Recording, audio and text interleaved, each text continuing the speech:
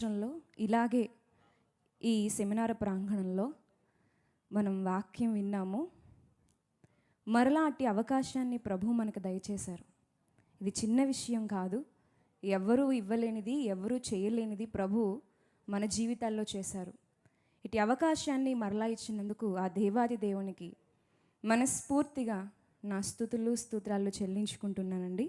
అలాగే వేదికను అలంకరించిన పెద్దలకు, వాక్యం పట్ల ఎంతో ఆసక్తితో దూర ప్రాంతాల నుంచి మీకున్నవన్నీ పక్కకు పెట్టి ప్రభువే కావాలంటూ వాక్యాన్ని ప్రేమించినటువంటి ప్రియమైన సహోదరులకు, సోదరిమణులకు ప్రతి ఒక్కరికి కూడా వందనాలు తెలియచేస్తున్నానండి. ప్రార్థన చేసుకుందాము. పరిశుద్ధుడా, మా ప్రియ పరలోకపు కన్న తండ్రి, దేవా, మీ శ్రేష్టమైన ఘనమైన నామానికి స్తుతులు స్తోత్రములు కన్న తండ్రి, ప్రభువా తండ్రి, ఈరోజు ఉదయం నుంచి కూడా సేవకుల ద్వారా ఎన్నో విషయాలను మాతో మాట్లాడారు ప్రభువా. మీ యొక్క ఆత్మశక్తితో, మీ యొక్క ఆత్మ జ్ఞానముతో మాతో మాట్లాడారు. అందును బట్టి మీకు స్తోత్రము తండ్రి. ఇదిగో ప్రభువా, ఈ సమయమందు నీ దాసురాలను నన్ను కూడా మీ ఆత్మతో నింపి దేవా, మీ ప్రియులకు అవసరమైన మాటలను తండ్రి నా స్వరము ద్వారా వారికి వినిపింపచేసి దేవా, మీ కుమారుని స్వారూప్యంలోనికి మారినట్లు మీ కృపను దేవా మా అందరి మీద ఉంచండి.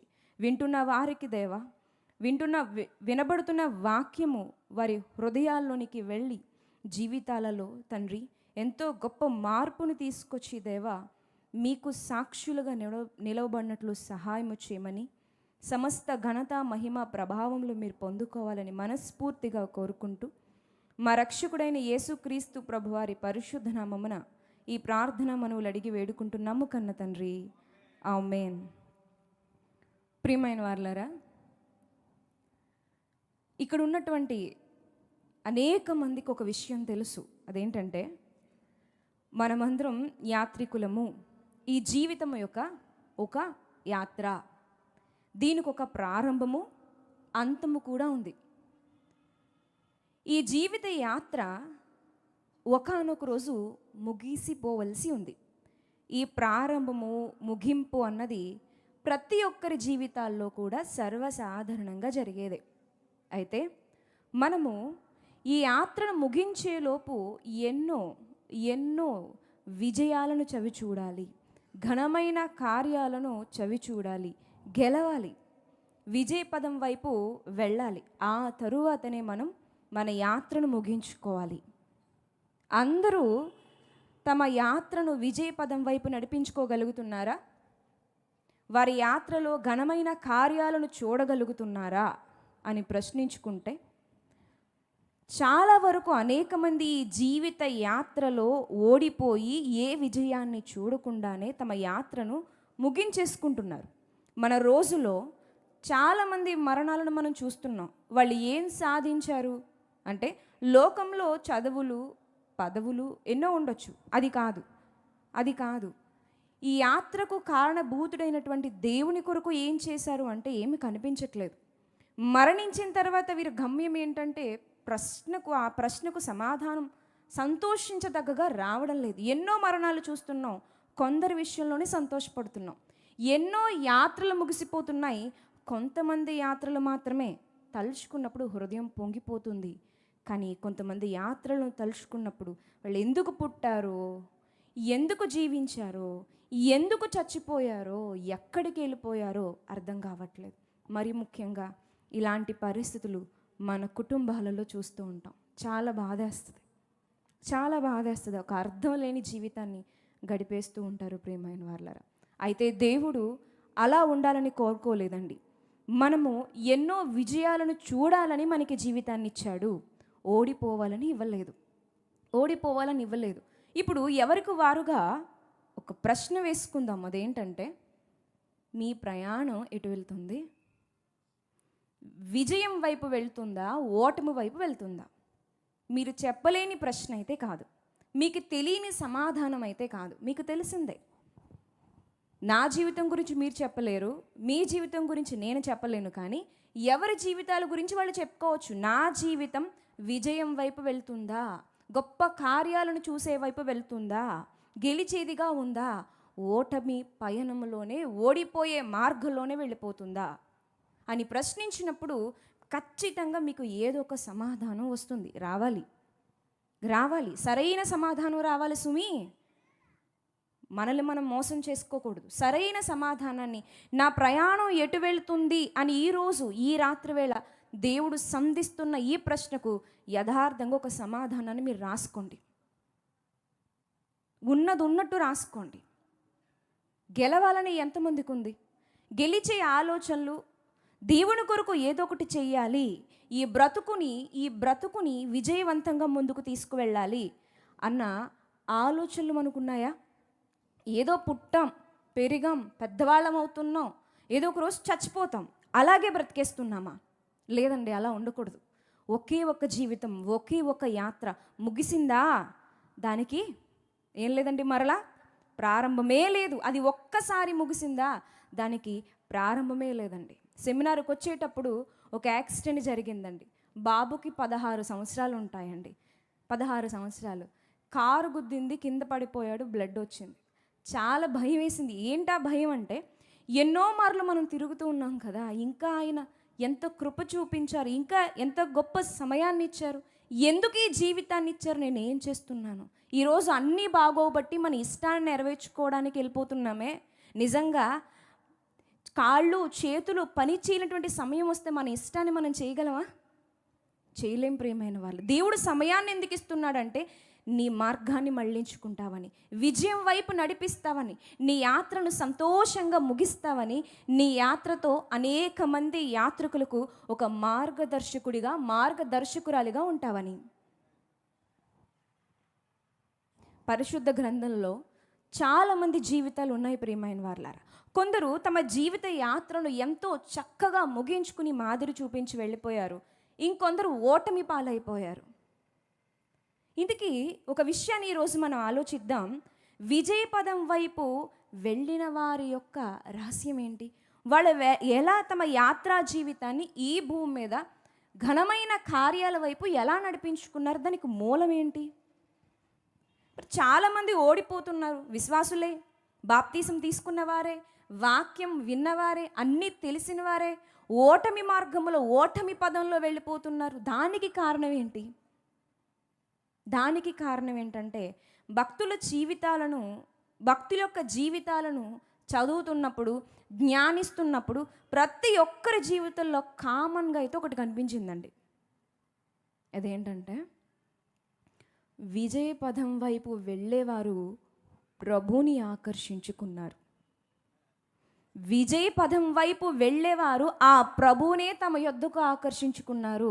ఓటమి మార్గములో ఓడిపోయిన వాళ్ళు ప్రభువుని వికర్షించుకున్నారు, దూరం చేసుకున్నారు. అదే ఒక్కటే, ఎవరైతే ప్రభువుని ఆకర్షించుకోగలుగుతారో వారే తమ యాత్రా జీవితాన్ని ఘనముగా ముగించగలుగుతారు. చిన్న విషయం కాదు. చదువులో ఓడిపోయేది కాదు. చదువులో ఓడిపోతే కొంత నష్టం, వివాహంలో ఓడిపోతే కొంత నష్టం, ఆటల్లో ఓడిపోతే కొంతే నష్టం. జీవితం అంతా నష్టపోదు. ఒకవేళ జీవితం అంతా నష్టపోయినా దానికి ఒక ఎండింగ్ ఉంది.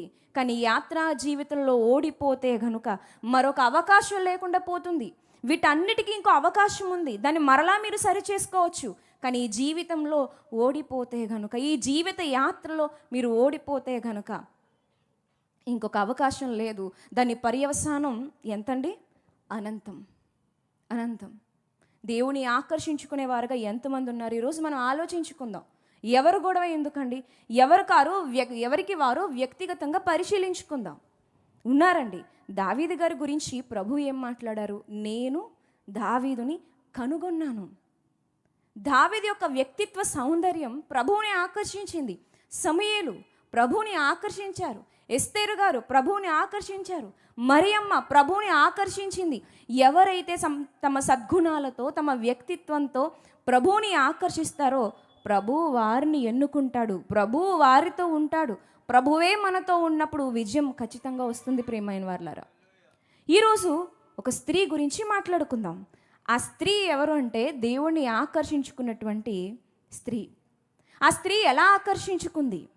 మనం ఎలా ఆకర్షించుకోవాలి, ఏమేమి ఆమెలో ప్రభువుకి నచ్చేసాయి, ఈరోజు ఆలోచిద్దాం. అవన్నీ మనలో ఉన్నాయో లేదో చూసుకుందాం. ఉంటే చాలా మంచి విషయం అండి. ఇంతకీ ఎవరా స్త్రీ ఎలా ఆకర్షించుకుంది?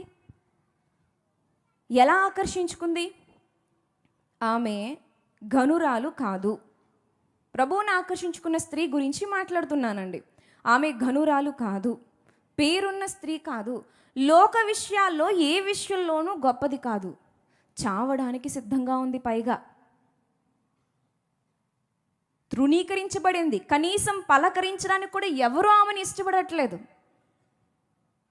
అలాంటి స్త్రీ ప్రభువుని ఆకర్షించిందండి. ఎలా ఆకర్షించగలిగింది? మనుషులు చూసి ఆనందించడానికి కానీ, మనుషులు చూసి ఆమెతో స్నేహం చేయడానికి కానీ ఆమె దగ్గర ఏమీ లేదు. కానీ ప్రభువు మాత్రం ఆమె వెంట ఉన్నాడు, ఆమెను కోరుకున్నాడు, ఆమెను ఎన్నుకున్నాడు. ఇలా తృణీకరింపబడిన ఒక స్త్రీ ప్రభువుని ఎలా ఆకర్షించింది? ఈరోజు మనం దాని గురించి మాట్లాడుకుందాం. సాక్షాత్తు ప్రభువు మాటలోనే విందాం. యేసుక్రీస్తు ప్రభువారి మాటలోనే విందాం. లూకా సువార్త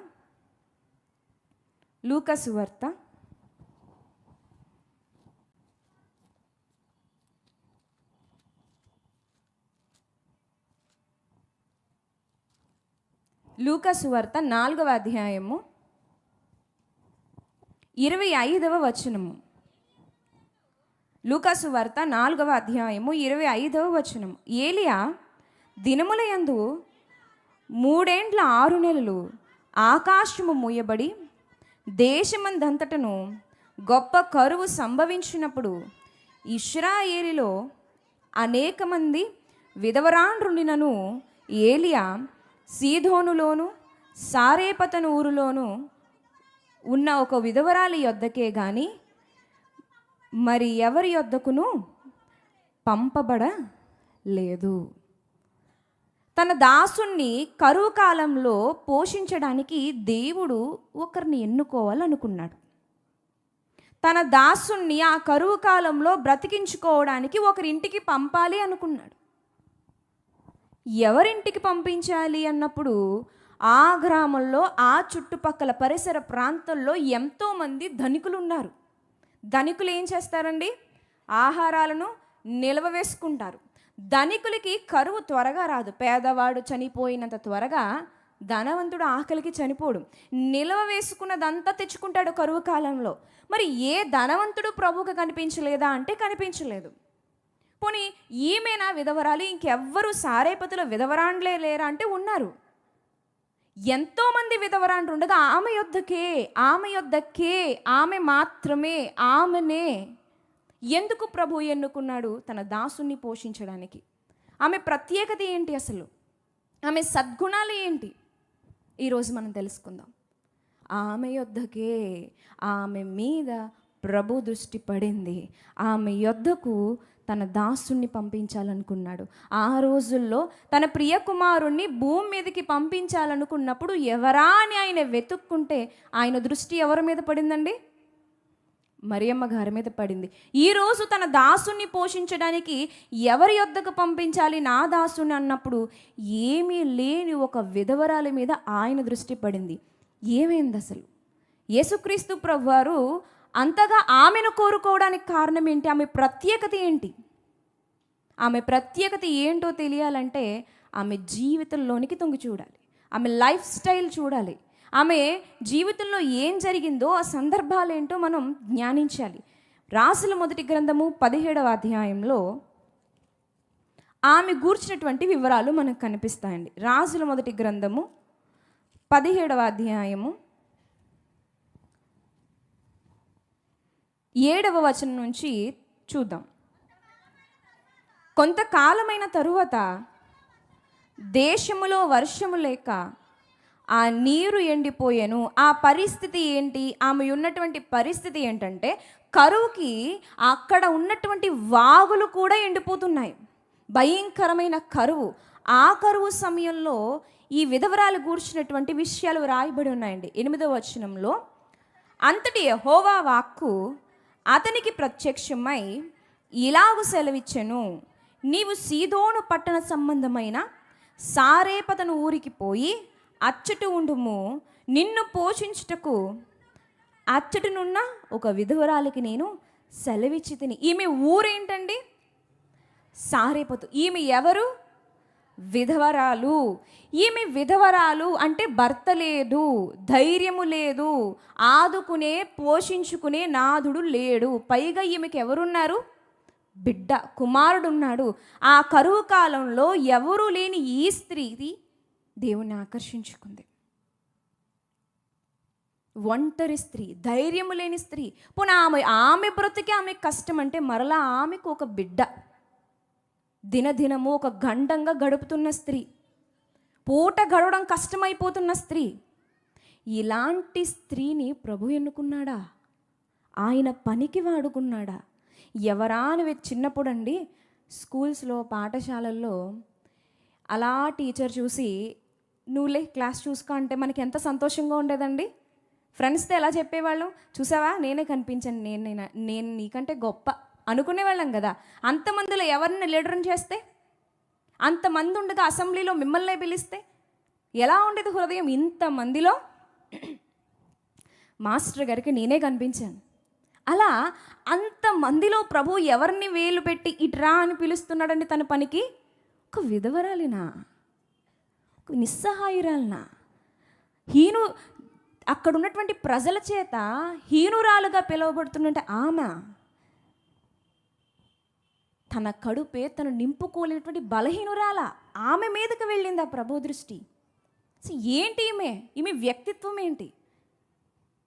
ఆ వ్యక్తిత్వం ఏంటో చూద్దాం. అట్ ద సేమ్ టైం ఆ వ్యక్తిత్వం మనలో ఉందో లేదో చూద్దాం. చాలామంది అనుకుంటారు ప్రభు సేవలో ఉండాలంటేనండి చదువు ఉండాలండి. ఏముండాలి? డిగ్రీలు ఉండాలి, పీజీలు ఉండాలి, ఏవేవో ఉండాలి. ప్రభు సేవ చెయ్యాలంటేనండి డబ్బు ఉండాలి. ప్రభు సేవ చెయ్యాలంటేనండి ఏముండాలి? జ్ఞానం ఉండాలి. ప్రభు సేవ చెయ్యాలంటేనండి గొప్ప పేరుండాలి. ప్రభు సేవ చెయ్యాలంటేనండి జనం అండ ఉండాలి, జన బలగం కావాలంటూ ఉంటారు కదా. ఈమెకి ఏముందని ఈ మినిస్ట్రీలో పనిచేసింది? దేవుని మినిస్ట్రీలో ఏముందని? జనం ఉందా? ధనం ఉందా? జ్ఞానం ఉందని రాయబడి ఉందా? బలం ఉందా? డబ్బు ఉందా? చదువులు అవేమన్నా అప్పట్లో ఉన్నాయా? ఏం లేవు. అంటే మన లెక్కలు తప్పు. దేవుని లెక్కలు వేరని మనం అర్థం చేసుకోవాలి. ఎవరైతే ప్రభు దృష్టికి మంచిగా ఉండాలనుకున్నారో వారు ఏం చేయాలి? అర్జెంటుగా రోడ్డు మీదకి వెళ్ళి దీనులకు సహాయం చేసి ఒక సెల్ఫీ తీసుకుని స్టేటస్లో పెట్టుకోవాలా? ప్రభువుకు నచ్చాలంటే ఆ పని ఏమైనా చేయాలా? లేదండి. లేనిపోని పబ్లిసిటీలు చేసుకుంటే ప్రభువుకు నచ్చేయం. అవి మన లెక్కలు, మనకు మనం నచ్చేస్తున్నాం అంతే, మనల్ని మనం గొప్పగా చూసుకుంటున్నాం అంతే తప్ప దేవుడు పట్టించుకోవట్లేదు. ఇవి దేవుని లెక్కలేంటో చూద్దాం. ఏంటి ఈమెలో గొప్పతనం ఏంటో ఆలోచిద్దాం. అలా కిందకి చదువుకుంటూ వెళ్దాం. చూడండి ఏం జరిగింది. 10వ వచనంలో, అందుకతడు లేచి సారెపతునకు పోయి పట్టణపు గవని యొద్దకు రాగా ఒక విధవరాలు అచ్చట కట్టెలు ఏరుచుండుట చూచి ఆమెను పిలిచి త్రాగుటకై పాత్రతో కొంచెము నీళ్లు నాకు తీసుకురమ్మని వేడుకొనెను. ఏం చేశాడు? నీళ్లు తీసుకురా అని మాట చెప్పాడా? వేడుకున్నాడు ఆయన. నీళ్ళకి ఎందుకు వేడుకున్నాడు ఆయన? నీళ్లకు వేడుకుంటామండి? వేడుకోం. ఎందుకు నీళ్లకు వేడుకున్నాడంటే అడిగినా ఎవరు గ్లాసులు మంచినీళ్ళు ఇచ్చేటువంటి పరిస్థితి లేదు అక్కడ. ఇప్పటికీ కూడా మహారాష్ట్ర ఆ ప్రాంతాల సైడ్కి వెళ్ళిపోతే మంచినీళ్ళు అడిగితే వాళ్ళ ఆస్తులు అడిగినట్టు ఫీల్ అవుతారు. ఎందుకు? అక్కడ నీటి ఎద్దడి, నీళ్లు ఉండవు, ఎక్కడికో వెళ్ళిపోవాలి, ఎక్కడి నుంచో తెచ్చుకోవాలి. నీళ్ళు అడిగితే వాళ్ళ ఆస్తులు అడిగినట్టు ఫీల్ అవుతూ ఉంటారు. ఇక్కడ అంతకంటే దారుణమైన పరిస్థితి, వాగులు సైతం ఎండిపోయాయి. ఇక్కడ ప్రవక్త వేడుకుంటున్నా, నాకు కొన్ని చన్నీళ్ళు ఇవ్వమ్మా, కొన్ని నీళ్ళు ఇవ్వమ్మని వేడుకుంటే సరే అని చెప్పేసి ఆమె వెనక్కి తిరిగి వెళ్తుందండి. ఒక విషయం అడుగుతాను, చెప్పండి. ఆయన దేవుని ప్రవక్త అని మీకు తెలుసా తెలీదా? తెలుసు. కిందకి చదివితే ఆమె నీళ్లు తేబోచుండగా అతడు ఆమెను మరలా పిలిచి నాకొక రొట్టె ముక్కను నీ చేతిలో తీసుకుని రమ్మని చెప్పాను. అందుకామె నీ దేవుడైన యెహోవా జీవము తోడు తొట్టెలో పట్టడి పిండియు బుడ్డెలో కొంచెం నూనెయు నా యొద్దనున్నవే గాని అప్పం ఒకటైనను లేదు. మేము చావక ముందు నేను ఇంటికి పోయి వాటిని నాకును నా బిడ్డకును సిద్ధము చేసుకుని వలనని కొన్ని పుల్లలు ఏరుటకు వచ్చి తిని. ఈమె ఒక మాట అంటుంది, యెహోవా జీవము తోడు. అంటే యెహోవా దేవుడని ఆమెకు తెలుసు. కనాను ప్రాంతంలో ఈ సారేపత్ అనేటువంటి ఈ గ్రామం లేనప్పటికీ కనానుకి దగ్గరలో దాపులోనే ఈ ప్రాంతం ఉందన్నమాట. ఈ ప్రాంతపు వాసులకు తెలుసు, యెహోవా తెలుసు, ప్రవక్తలు తెలుసు. ఆమెకు తెలుసు వచ్చింది దైవజనుడని, దేవుని పక్షాన ఉన్నవాడని, అతని వెనకాల ప్రభు ఉన్నాడని. ఇతను అంటున్నాడు, నాకు కొన్ని నీళ్లు తీసుకురా అమ్మా అని వేడుకుంటున్నాడండి. ఆమె వెంటనే వెళ్ళి నీళ్లు తీసుకురావడానికి వెళ్ళింది. ఇది చిన్న విషయంగా మనకు కనిపిస్తుందేమో. అక్కడ ఒక మాట ఉంది కదా, మేము చావక మునుపు కొంచెం ఏదైనా తిందామని పుల్లలు ఏరుకోవడానికి వచ్చానయ్యా. అది ఎంత పెద్ద మాట అండి. ఎప్పుడైనా ఒక పూట తినడం మానేస్తే నేను చావక మునుపు అంటామండి? అనం. పోనీ ఒక రోజుకి అంటామా? అనం. అది ఎంతో తీవ్రత కలిగి ఉంటేనే అనం. ఎవరైనా ఉంటే ఏషావు లాంటి వాళ్ళు ఉంటే అంటారులేండి, అలాంటి స్వభావం ఉంటే అంటారులేండి. ఈమంటుంది మేము అంటే నా బిడ్డ నేను చచ్చిపోతామేమో అనిపించింది, అందుకే కొంచెమే పిండి ఉంది, కొంచెమే నూనె ఉంది, అదే ఓపిక తెచ్చుకొని ఏం చేస్తుంది, పుల్లలు ఏరడానికి వచ్చింది. ప్రియమైన వారలారా, చావు బ్రతుకుల మధ్య ఆమె ప్రాణం కొట్లాడిపోతుందండి. అలాంటి టైంలో మనకెవరైనా మంచినీళ్ళు తెమ్మంటే ఇంకేమన్నా ఉందా?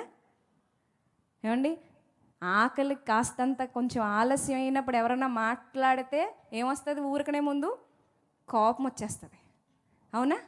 ఒక గంట లేట్ అవ్వలేదండి, 2 గంటలు లేట్ అవ్వలేదండి, చాన్నాళ్ళ నుంచి సరిగ్గా తిండి లేదండి.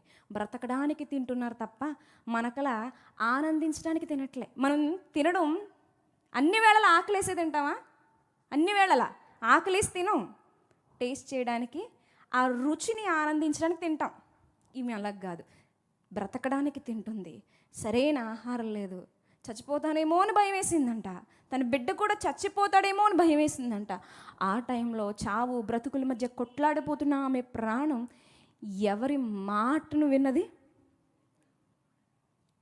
ప్రవక్త మాటను విన్నదండి. ఇవ్వడానికి సిద్ధపడిపోయిందండి. ఇవ్వడానికి వెనకాడలేదే, నిరాకరించలేదే, విసుక్కోలేదు. ఏంటయ్యా మేమే బాధలో ఉంటే మరి నువ్వు వచ్చి నీకు ఒక మంచినీళ్ళు ఇవ్వాలా? నాకే లేదు, నీకెక్కడి నుంచి తెంచి ఇవ్వమంటావు అందా? మనకైతే ఎంత విసుగో, ప్రతిదానికి విసిగే, అన్నిటికీ విసిగే. మనం ఏం చేస్తామండి? మనం ఎలా ఆకర్షించుకుంటామండి? విసుక్కోవడం, కొనుక్కోవడం, సణుక్కోవడం, అన్నిటికి మనమేమి దేవుని ఆకర్షించుకుంటామండి? ఈరోజు ఏదో నన్ను అనేవాళ్ళు లేరు వెళ్ళిపోతుందిలే అని మన బిహేవియర్ని మనమే వెనకేసుకుంటూ వచ్చేయచ్చు. ప్రభువుని ఆకర్షించలేని బ్రతికెందుకండి? కానీ ఈమెం చేయలేదు, విసుక్కోలేదు. ప్రియమైన వారలారా, శారీరకంగా మానసికంగా ఒక భయంకరమైన ఒత్తిడి కదా. భోజనం లేకపోతే ఆ పుల్లలేరడం ఎంత కష్టం. ఒక తనే ఆకలితో ఉందా, తన బిడ్డ ఇంటి దగ్గర ఆకలితో ఉండిపోయి, ఇది మానసికమైన ఒత్తిడి. శారీరకంగా మానసికంగా ఒత్తిడి అనుభవిస్తున్న తన బాధను కాసేపు పక్కకు పెట్టిందండి. తను ఎందుకు వచ్చింది? ఏలియా గారు వస్తారు నీళ్ళిద్దామని వచ్చిందండి. ఎందుకు వచ్చింది? తన పని కోసం వచ్చింది. తన పనిని పక్కకు పెట్టింది, దేవుని పనికి ముందుకు వెళ్ళిందండి. తన బాధను పక్కకు పెట్టింది, తన అవసరాన్ని విడిచి వచ్చింది. తన అవసరాన్ని విడిచి ప్రభువు మాటకు ఆమె విధేయత చూపించింది, ప్రభువు మాటకు విలువిచ్చింది. ఆమె నుంచి ఇవ్వడం నేర్చుకోవాలి. ఏంటండి ఇవ్వడం అంటే? నీళ్ళ, రొట్ట? అది కాదండి. దేవుని మాటకు విలువివ్వడం. ఎలా నలిగిపోతున్నా సరే, చావు దగ్గరకు వచ్చేస్తుంది, ఏమో అండి, కళ్ళు తిరిగి మధ్యలో చచ్చిపోతే, ఇంటికెళ్ళి బిడ్డ చచ్చిపోతే, ఏదైనా జరగచ్చు. కానీ ఆమె ఏం చేసింది? ఆయన ప్రవక్త, ఆయనతో దేవుడు ఉంటాడని తనను తాను దాటేసిందండి. తనను తాను దాటి వెనుదిరిగింది మంచినీళ్ళు తేవడానికి. ఇచ్చే విషయంలో ఆమె గొప్ప సంపన్నురాలుగా ఉంది, విలువ ఇచ్చే విషయంలో. ఈరోజు ప్రభువుకు అంతటి విలువ మనం ఇస్తున్నామా? మన అవసరాలు దాటి మరి ప్రభు పరిచర్ను చేయగలుగుతున్నామా?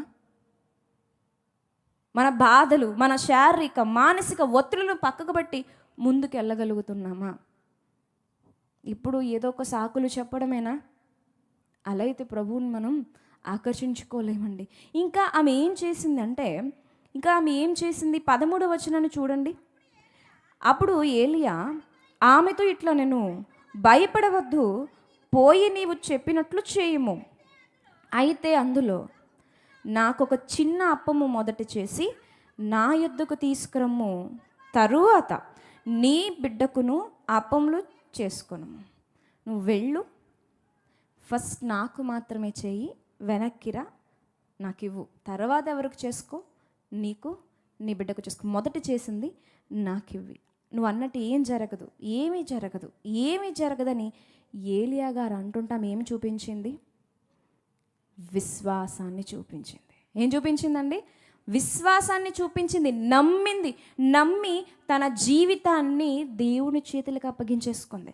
మన జీవితాలను అప్పించుకుంటాం, ఓకే, బిడ్డ జీవితాన్ని, బిడ్డ ప్రాణాన్ని. ఏమండి, చాలామంది స్త్రీలు చనిపోదామని వెళ్ళిపోయారు చాలామంది, కానీ చివరి క్షణంలో బిడ్డ ఏమైపోతాడో అని వెనక్కి వచ్చిన వాళ్ళు లేరా? నాకు తెలిసి ఇక్కడ కూడా ఉండొచ్చు. చచ్చిపోతాను అన్న ఆలోచన వచ్చినప్పుడు, మీరు కూడా చచ్చిపోదామన్న ఆలోచన వచ్చినప్పుడు ఎవరు గుర్తొచ్చేస్తారు?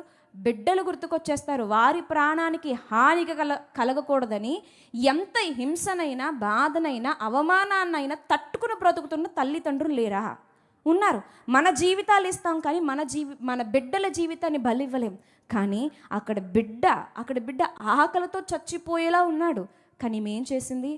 ఏం కాదని ప్రభు పక్షాన ఈ యొక్క ప్రవక్త మాట్లాడడం నమ్మింది.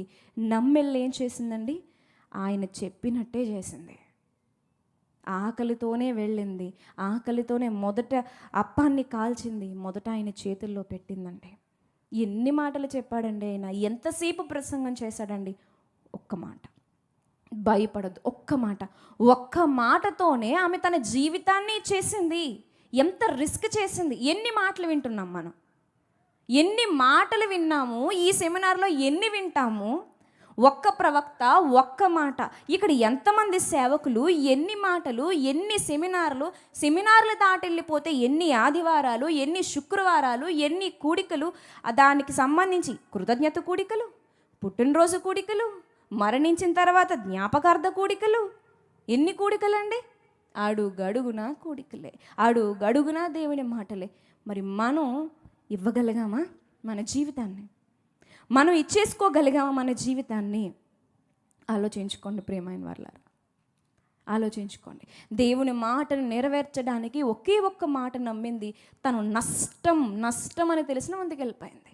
దేవుని మాటను నెరవేర్చే విషయంలో ఇప్పుడున్న దానినైనా లేక దేనినైనా విడిచిపెట్టుకోవడానికి, నష్టపరుచుకోవడానికి మీ విశ్వాసం సిద్ధంగా ఉందా? నా ప్రభువు ఉన్నాడని ఆ స్థితిలో మన భక్తి ఉందా? ఏది పోకూడదు, అన్నీ మనతో ఉండాలి. ఏది నష్టపోకూడదు. ఇటు లోకము కావాలి, ఇటు శరీర సౌఖ్యం కావాలి, అటు దేవుడు కావాలి, అన్ని సమపాలల్లో కావాలి. అది విశ్వాసం అవుతుందా?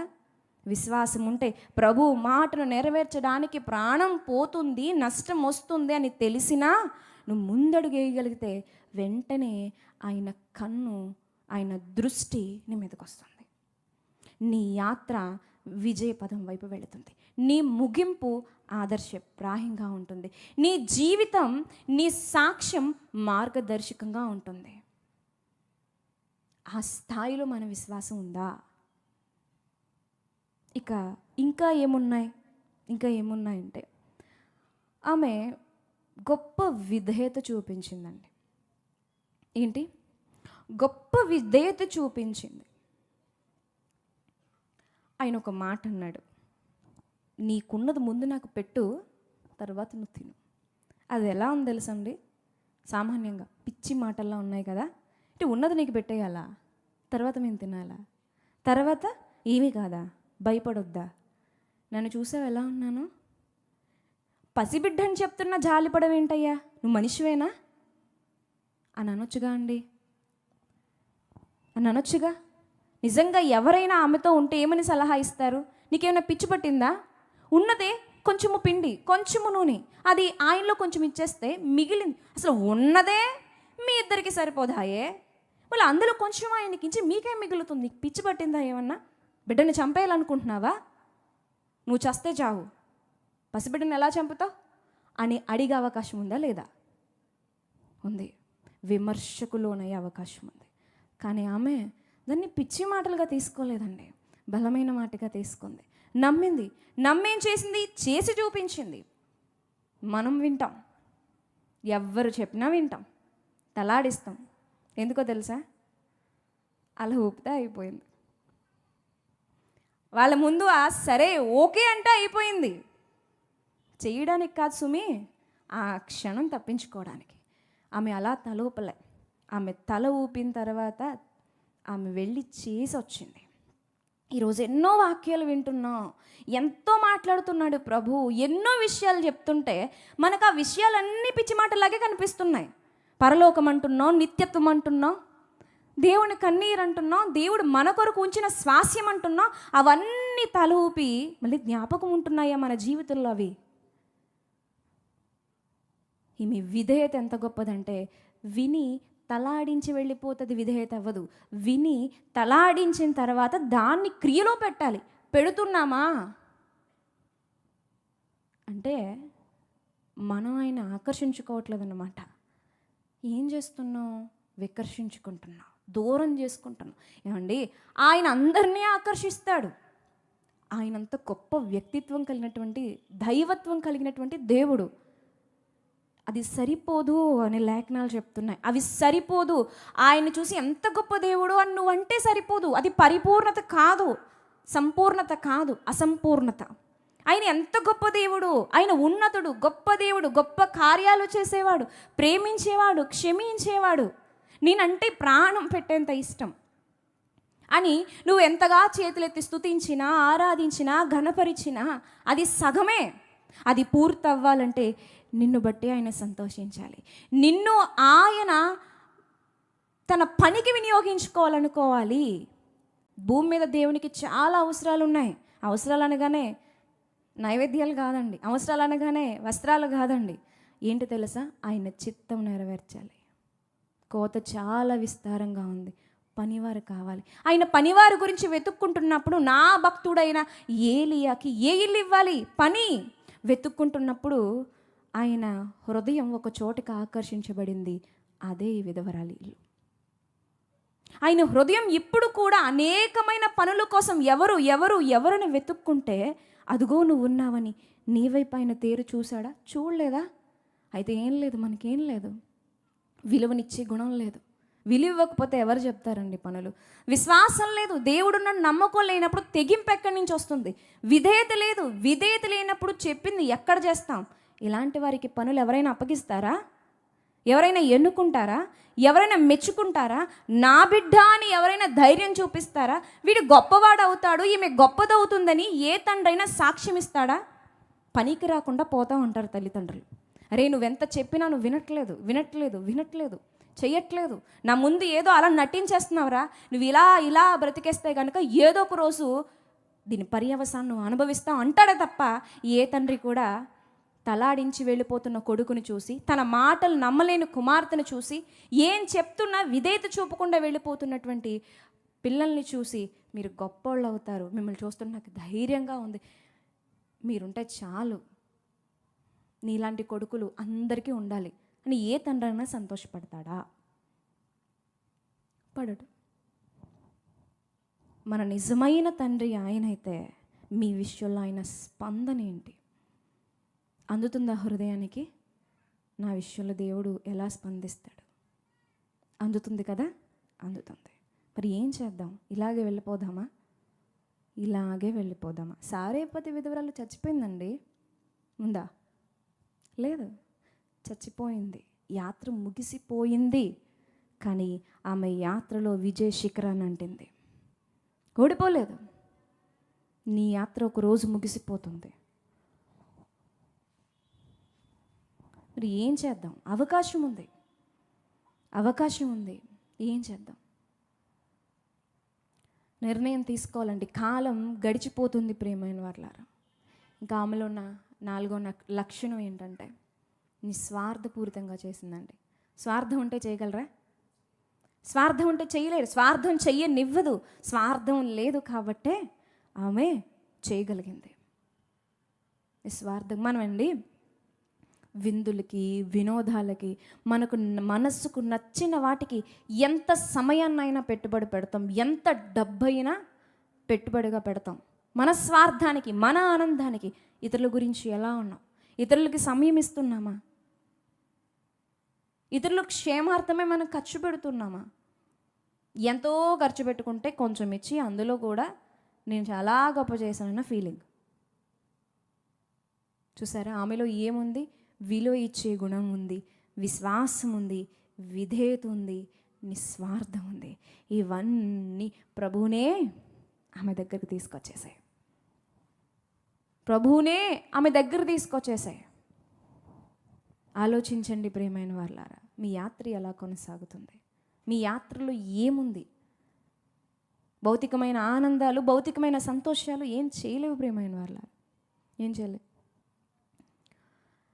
ఈ విధవరాలే కాదు, కానీ పరిశుద్ధ గ్రంథంలో మరొక విధవరాలు కూడా ప్రభువుని ఆకర్షించింది. ఎవరు అన్నా? ఇంకా మార్కు సువార్త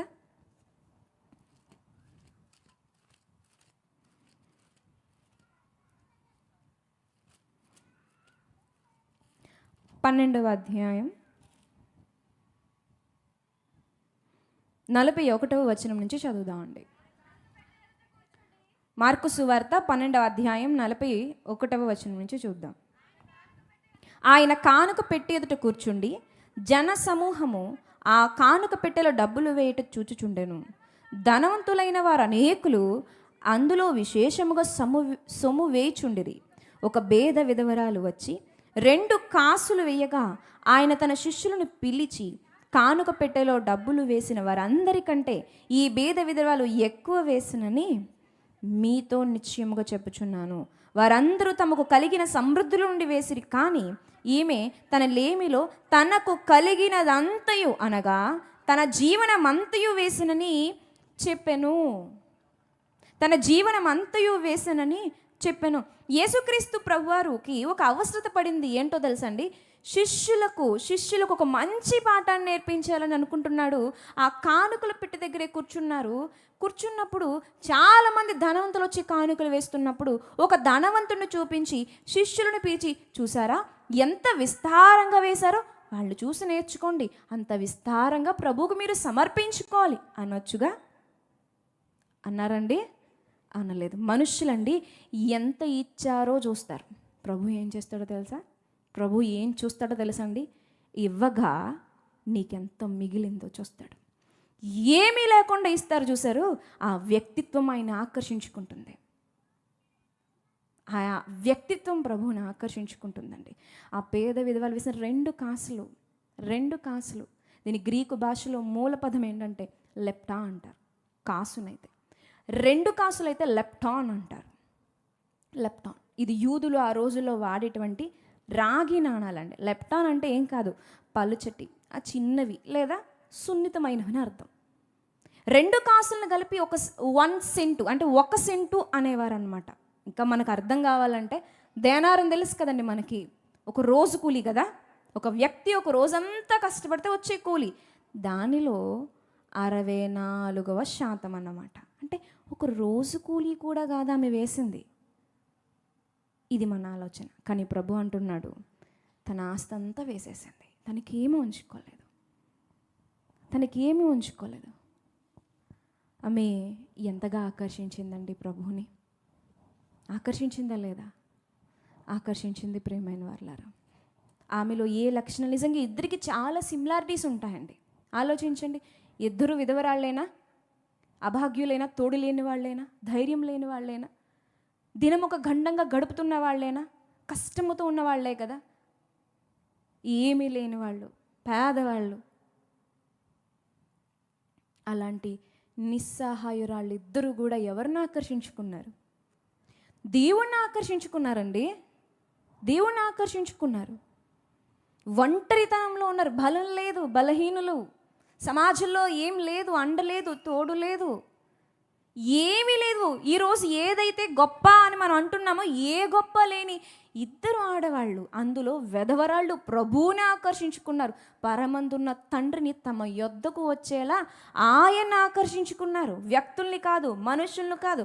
మనుషుల్ని ఆకర్షించుకోవడానికి మన పాటలన్నీ కూడా, డబ్బుని ఆకర్షించుకోవడానికి మన పాటలన్నీ కూడా, బంగారాన్ని ఆకర్షించుకోవడానికి మన పాటలు, పేరుని ఆకర్షించుకోవడానికి మన కష్టం, దీనితోనే జీవితం గడిచిపోతుందండి. మరి ప్రభువుని ఆకర్షించుకోవడానికి ఎప్పుడు పాటుపడాలి? చాలామంది పురుషులు ఒక మాట అంటూ ఉంటారు, ఆఫ్టర్ ఆల్ ఆడది. ఇంకా చెప్పాలి అంటే ఆ యొక్క విధవరాలు ఏదైతే ఉందో, మనుషుల్ని కొన్ని రకాలుగా తిట్టడానికి కొన్ని పేర్లు ఉపయోగిస్తారు కదండి. ఏమంటారు?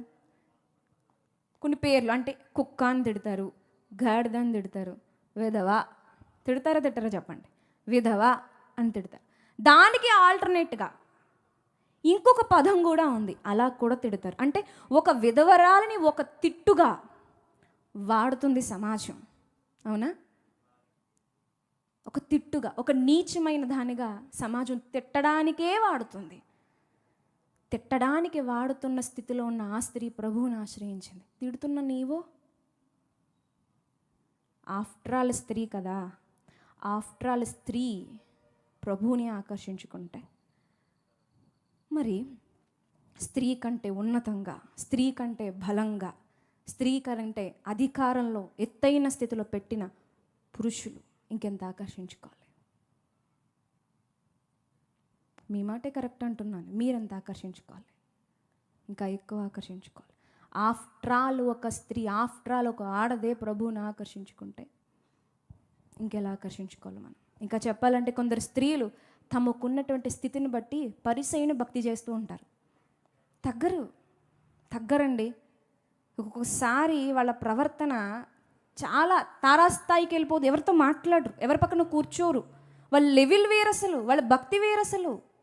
విచిత్రంగా ఉంటుంది. ఇది భక్తా? ఇది భక్తా? మీరు ఆర్థికంగా బాగుండొచ్చు, విధవరాలు ఎవ్వరు లేరు, కుటుంబం అంతా మీతోనే ఉందేమో. ఒక పూట, ఒక రోజు మీరు మాట్లాడకపోతే మీ ఫోను ఖాళీ లేకుండా మీకు కాల్స్ వచ్చేస్తాయేమో. మీకు ఆపద వస్తే 100 మంది మీ ఇంట్లో వాలిపోతారేమో. అన్నీ సమృద్ధిగా ఉన్నాయేమో. మరి ఏమీ లేని ఈమె ఇంత ఆకర్షించుకున్నప్పుడు అన్నీ ఉన్న మీరు ఎంత ఆకర్షించుకోవాలి? డబ్బు లేదు, ఆయన వాళ్ళు లేరు, పలకరింపులు లేవు, కష్టాలు, ఏ క్షణం సంతోషం లేదు. ఏమీ లేని ఒక విధవరాలే ప్రభువుని ఇలా ఆకర్షించుకుంటే ఎన్ని ఇచ్చాడు ప్రభు అసలు మనకు? ఇల్లు అండి, భర్త, మంచి బిడ్డలు, వారి పోషణకి సమృద్ధి, వారి మంచి పాఠశాలలు, మన చుట్టూ వ్యక్తులు, ఎన్ని ఇచ్చాడు మనకి. మరి నీవు ఆకర్షించగలుగుతున్నావు ఇలా? ఏమని సమాధానం చెప్పుకుంటారు? స్త్రీయే కదా అన్నవాళ్ళు ఏమని చెప్పుకుంటారు? నాకు అన్నీ ఉన్నాయన్న మీరేం సమాధానం చెప్పుకుంటారు? నన్ను ఎందుకు ఆకర్షించుకోలేకపోయావు అని విధవరాలు నిలబడితే ఏమని సమాధానం చెప్పుకుందాం? ప్రభువుని ఆకర్షించడానికి ఏమంత పాటుపడ్డాం? ఏమీ లేదు వాళ్ళ జీవితంలో. ఏమండి, భక్తి ఎందుకు చేయట్లేదంటే వెంటనే వచ్చే మాట, పరిస్థితులు బాగాలేదండి, పరిస్థితులు సహకరించట్లేదండి, ఆరోగ్యం లేదండి, మానసిక ఒత్తిడి ఎక్కువైపోతుందండి, నాన్న వాళ్ళు లేరండి. ఎన్ని కారణాలు చెప్తాం? ఏమండి, మనం ఎన్ని కారణాలు చెప్పినా ఈమె జీవితంతో ఏమన్నా సమానం అని చెప్పగలమా? సమానమని చెప్పగలమా? చెప్పలేం. అయినా వాళ్ళు వెధవరాళ్ళు, స్త్రీలు ప్రభువుని ఆకర్షించుకుని ఆయన పనిలో వాడబడ్డారండి. ఆయన ఒక పాఠంగా వాడుకుంటున్నాడు. నిన్ను వాడుకోవడానికి ప్రభు ఇష్టపడుతున్నాడా? నా సన్నిధికి నిన్ను రమ్మన్నవాడు ఎవడు అని ప్రశ్నిస్తున్నాడా? ఆలోచించుకుందాం. జీవితంలో అన్ని సమృద్ధిగా ఉండడం గొప్ప కాదండి. జీవితంలో అందరూ ఉండడం గొప్ప కాదండి. జీవితంలో సంతోషాలు ఉండడం గొప్ప కాదండి. ఆస్తులు ఉండడం గొప్ప కాదండి. జీవితంలో నిజమైన గొప్పతనం ఈ విధవరాళ్ళ జీవితంలో ఉంది. ఆఫ్టర్ ఆల్ అంటాంగా, ఆఫ్టర్ ఆల్ వాళ్ళ జీవితంలో నిజమైన గొప్పతనం. వాళ్ళు చనిపోయిన తర్వాత వాళ్ళ జీవితం ఏంటని ఆలోచిస్తే, వాళ్ళ యాత్ర ఏంటా అని ఆలోచిస్తే, వారు ఆనందమయమైనటువంటి ఒక ఫలితాన్ని దక్కించుకుని యాత్రను ముగించారు. వాళ్ళలో ఉందా గొప్పతనం? మనలో ఉందా గొప్పతనం? ఎన్ని ఇచ్చినా మాటకు విలువ ఇవ్వట్లేదు, సరైన విశ్వాసం చూపించట్లేదు, నిజమైన విధేయతను చూపించట్లేదు, స్వార్థాన్ని వదలట్లేదు.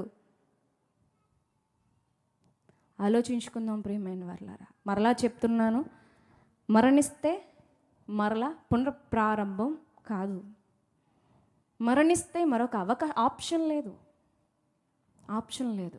చాలా జాగ్రత్తగా ఈ విషయాలు మనం ఆలోచించాలండి. ఆనాడు ఈ విషయాలన్నీ కూడా యేసుక్రీస్తు ప్రభువారు ఆ రోజు ప్రజలతో చెప్తుంటే ప్రజల రియాక్షన్ ఎలా ఉందో చూద్దామండి ఒకసారి. లూకా సువార్త 4వ అధ్యాయము. లూకా సువార్త 4వ అధ్యాయము ఎన్ని వచనాలు చదవామండి? 25 చదవాం, 26. ఇప్పుడు 27 చదువుదామండి.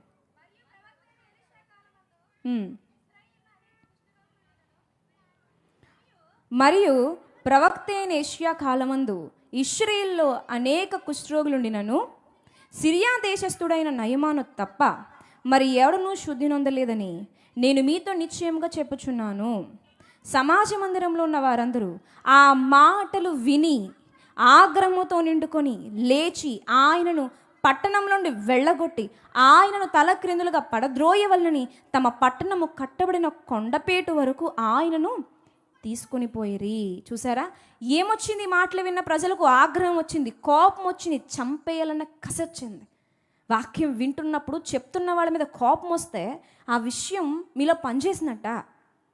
ఆ రోజు యేసుక్రీస్తు ప్రభువారు పేద విధవరాలను చూపించి ఆ ఇశ్రాయేలుకి సంగతిని చెప్తుంటే వాళ్ళ కోపం వచ్చేసింది. ఈరోజు మనతో ఎవరు చెప్తున్నారు తెలుసండి? విధవరాలు కాదు, విధవరాలు మాత్రమే కాదండి. ఒక మనిషి భూమి మీదకు వచ్చిన తర్వాత ఎలా జీవించాలి, ఎలా తండ్రిని ఆకర్షించాలి అన్న పాఠాలు సాక్షాత్తు దైవమే శరీరము దాల్చి మనకి మాదిరిగా చూపించిందండి. యేసుక్రీస్తు ప్రభువారు తన శరీరధారిగా భూమి మీద ఉన్న దినములలో తండ్రికి ఎంత విలువిచ్చాడండి. తండ్రి మాట చొప్పున తన ప్రాణాన్ని విడిచిపెట్టలేదా? విలువిచ్చే విషయంలో యేసుక్రీస్తు ప్రభువారిని చూడండి. విశ్వాసం, ఆయన విశ్వాసం నీటి మీద నడిచేంత విశ్వాసం, చనిపోయిన లాజర్ని తిరిగి లేపేంత విశ్వాసం, 5 రొట్టెలను 2 చేపలను విస్తారంగా అనేక మందికి, వేల మందికి పంచేంత విశ్వాసం. మీరు ఇలాంటివి చేయగలరని శిష్యులకు పాఠాలు నేర్పలేదా? మీరు ఇంతకంటే గొప్ప కార్యాలు చేస్తారు, విశ్వాసముతో బలంగా ప్రార్థించి అవి జరుగుతాయని నమ్మండని ప్రభువు చెప్పలేదా? చెప్పాడు. విధేయత, తను తాను రిక్తునిగా చేసుకున్నాడండి. నిస్వార్థం, తనకంటూ ఏమీ ఉంచుకోకుండా సమస్తాన్ని అర్పించాడండి.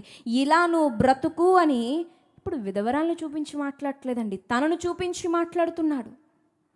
అవన్నీ తనలో ఇముడ్చుకుని, తనలో ఉంచుకుని, తాను చేసి ఇలా తండ్రిని నువ్వు ఆకర్షించుకో అని యేసుక్రీస్తు ప్రభువారు స్వయంగా తానే ఒక యాత్ర భూమి మీద చేసి ఈరోజు నీతో మాట్లాడుతుంటే మీ స్పందన ఏంటి? స్పందించాలి, ప్రభువుని ఆకర్షించాలి.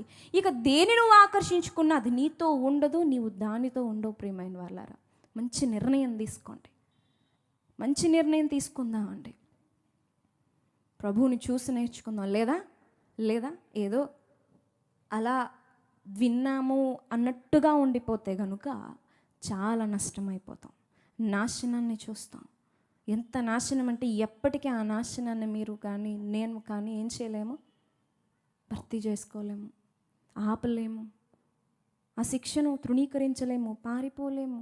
మరలా న్యూగా స్టార్ట్ చేస్తానని ధనవంతుడు ఏడ్చినట్లుగా నువ్వు ఏడిస్తే ధనవంతుడికి అవకాశం లేదు, మనకి అవకాశం లేదు.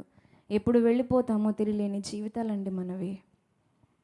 ఈ క్షణమే నిర్ణయం తీసుకోండి, ప్రభువుని ఆకర్షించడమే ధ్యేయంగా పెట్టుకోండి. ప్రభువుకు నన్ను వాడుకోవాలి, అందుకు తగిన పాత్రగా నన్ను చెయ్యి దేవా అని అంగళార్చండి, ఎలిగెత్తి ఏడవండి. చిన్న ఉద్యోగం కోసం అందరి కాళ్ళు పట్టుకుంటేనే కానీ రావట్లేదే? ఇదే చిన్న అప్పు చేయాలంటే 10 మందికి లొంగిపోతేనే కానీ అప్పు రావట్లేదే? ఆయన ఇచ్చే ఉద్యోగం అండి అంత సునాయాసంగా రాదు. ఆయన ఆకర్షించుకోవాలి, ఆయన మెప్పించాలి. ఇక నుంచి అదే పనిలో ఉంటాను దేవా, నన్ను బలపరచని ప్రార్థిద్దాం. మనందరం అలా ఉందాం, ప్రార్థన చేసుకుందాం. ప్రార్థన. పరిశుద్ధుడా, మా ప్రియ పరలోకపు కన్న తండ్రి దేవా, మీ కుమారుడు తండ్రి మా కొరకు ప్రాణమిచ్చి దేవా మమ్మల్ని ప్రేమించి మమ్మల్ని ఆకర్షించుకున్నాడు తండ్రి. మేము కూడా మిమ్మల్ని ఆకర్షించుకునేటువంటి పరిస్థితిని మాకు కల్పించండి ప్రభువా. లోకపు ఆకర్షణలో మునిగిపోయి మిమ్మల్ని ఆకర్షించాలనే విషయాన్ని మర్చిపోయాము దేవా. మీరు చూపించిన విధవరాళ్ళు ఎన్నిక లేనివారు, ఆధారం లేనివారు తండ్రి. ఎంతో భయంకరమైన ఒత్తిడిలో చావడానికి సిద్ధమై ఉన్నవారు తండ్రి. ఆదరణ లేని, దిక్కులేని వారే తమ జీవనమంతయు మీకు సమర్పించుకొని వారి ప్రాణాలను మీ చేతిలో పెట్టేశారయ్యా. అన్నీ అనుభవిస్తున్నాం, కానీ మేము ఆ విధంగా చేయలేకపోతున్నాం. ఎంత దౌర్భాగ్యులము ప్రభు. దయచేసి మా పాపమును క్షమించండి. నూతన హృదయాన్ని దయచేయండి. నూతన తీర్మానంతో దేవా ఇక నుంచి తండ్రి లోకానికి కాక మీ ఆకర్షణలో ఉంటూ దేవా మమ్మల్ని చూసి మీరు సంతోషించే విధంగా, ప్రభువా మమ్మల్ని చూసి మీరు ఆనందించే విధంగా, మీ పనికి మేము సరిపోతాము అని మీరు నమ్మి తండ్రి మీ పనిలో ఒక సాధనంగా వాడుకునే విధంగా దేవా మా యాత్రా జీవితాన్ని నడిపించండి.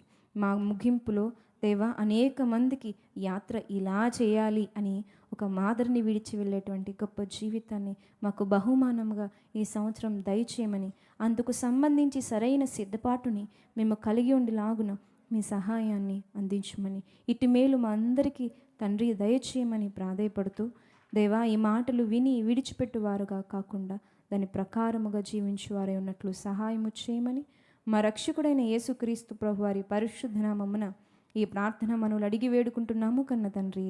ఆమేన్. వందనాలండి.